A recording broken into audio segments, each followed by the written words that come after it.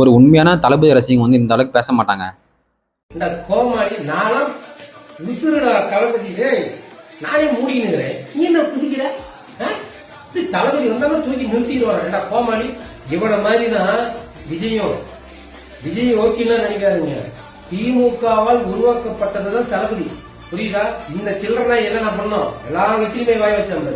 அதே போலதான் தளபதி எல்லா கட்சியிலும் வாய வச்சுட்டு வந்தாரு.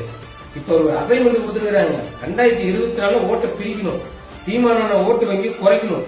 அதுக்காக நல்ல மாசா இருக்கிற படத்துல பயங்கர டயலாக் எல்லாம் பேசுற. நீ வந்து ஒரு அரசியல் கட்சி தொடங்கி ஒரு வருஷம் போய் ஓட்டு, தேர்தல் நெருங்க நீ அப்படியே ஏதாவது 2 3 இடத்துல வாயெல்லாம் விட்டுட்டே இரு, ஓரளவுக்கு ஓட்டு வந்துடும். அவங்களுக்கே தெரியும் ஒரு ஓட்டு விடுவாரு விஜய்க்கு, இருந்தாலும் கொஞ்சம் ஓட்டு வரும். அது வந்து சீமானோட வாக்கு வங்கி குறைக்க யூஸ் ஆகும்ல. டிவிகே வந்து திமுகவோட பிடிமா? Okay right. நாங்கள் தான் திமுகவை பார்த்துட்டு வந்து வெளியே வந்து விஜய் அவரை பற்றி பேசணுமா? சொல்லுங்க பாப்போம். உங்களை வந்து டிவிகே சைடில் வந்து ஒரு ஆளாவே மதிக்கலை, அதுதான் உண்மை. நீங்கள் என்ன வேணால் பேசிட்டு போங்க. திரும்பி டிவிகே சைட்லேருந்து என்ன ஒரு உங்களுக்கு வந்து ஒரு கொச்சைப்படுத்துற வார்த்தை என்ன பேசிக்கிறாங்களா? இல்லை. நீங்கள் பேசுகிறீங்க, நீங்கள் வாய்க்கு வந்த மாதிரிலாம் பேசுகிறீங்க. அவங்க சைட்லேருந்து ஏன்னா பேசுகிறாங்களா? ஒன்று ஏன்னா அவங்க இலக்கு வேற எங்கேயா இருக்குது. அவங்க யார் கூட சண்டை போடணுன்றதை வந்து அவங்க முடிவு பண்ணி வச்சிருக்காங்க. அவங்க கூட சண்டை போடுவாங்க. உங்க கூட சும்மா சண்டை போடுற அளவுக்கு வந்து அவங்க வந்து தரந்தாழ போடல. அவங்க கூட சண்டை போட்டு அவங்க வந்து டைம் வேஸ்ட் பண்ணல.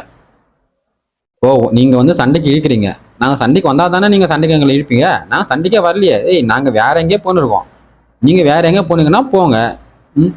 அதாவது நான் சொல்ற மாதிரி தான், ஒரு உண்மையான தலைவன், ஒரு உண்மையான கட்சிக்கு தலைவர், ஒரு உண்மையான ஒரு கட்சியை வழி நடத்துட்டு வந்து இந்த அளவுக்கு ஒரு ஆதகமாவோ இந்த அளவுக்கு அவங்க தமிழ் வச்சு பேசுற அளவுக்கு வந்து போக மாட்டாங்க.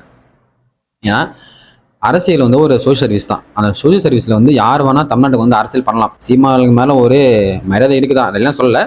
இருந்தாலும் அவருக்கு வந்து கொள்கை கோட்பாடு எல்லாம் வச்சிருக்காரு. ஆனா மக்கள் எதுக்கு ஓட்டு போட மாட்டாங்கன்னா, நேரத்துக்கு ஏற்ற மாதிரி பேசுறாங்க. அவங்களோட இலக்கு 2026.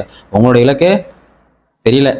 ஏன்னா அவங்க ஜெயிக்கன்னு பாக்குறாங்க, நீ எதுக்கு பாக்குறீங்க அப்படின்னு எங்களுக்கு புரியல, உங்களுக்கு புரியல. 2026 வந்து நீங்க அந்த 8% ஓட்டு வந்து 2026 வாங்குவீங்களான்னு தெரியல. அவர் கம்மியாக தான் வந்தாரு, அதிகமாகாது.